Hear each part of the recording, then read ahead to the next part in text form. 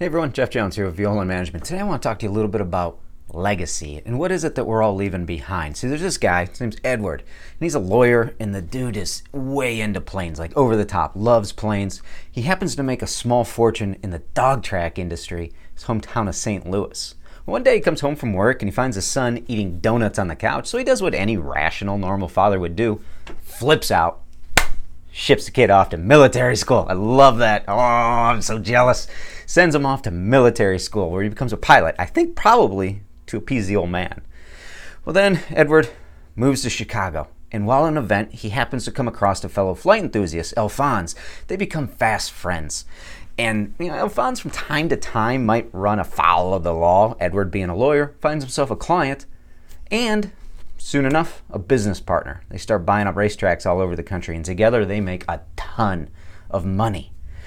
But then Edward has an epiphany. See, he gets worried, because what's his legacy going to be in all of this? What type of example is he setting for his son? Because deep down inside, he knows that his business partner is doing some shady things, and he's worried about that example. So he looks inward to his core values, and he goes, you know what? This isn't who I am. I'm better than this. He devises a plan, and then he acts on it. He contacts some reporters and some IRS agents, and he tips them off to where his business partner's bookkeeper's hiding out. And they go in and they get all the books, and then he helps them break the codes in the ledgers. He even tips them off before the trial that his business partner had paid off the jury, giving him enough time to clear them out, bring in a new jury, this one untainted. And eventually they find him guilty. He did all of this because he wanted to set a better example for his son.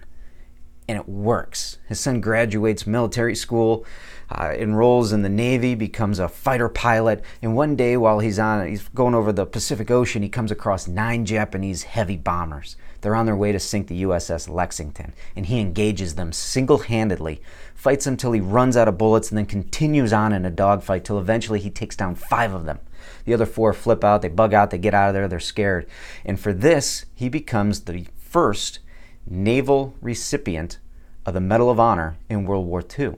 And today, Chicago's busiest airport is named after Butch O'Hare, the son of the man who decided that he wanted a better legacy for his family, turned on and took down his former business partner, friend, and client, Alphonse Gabriel Al Capone. Now, I'm going to assume that you're not a 1920s mob lawyer. If you are, I don't know you. I know nothing about you. I'm going to assume that you're not. I'm also going to assume that your business really isn't involved in too many over-the-top illegal misgivings. But I do want you to think about your legacy as it pertains to your business, because your business is such an important part of what your legacy really is. What are you leaving behind? Whether it's for the second generation for your kids, whether it's for your employees, whether it's for your community.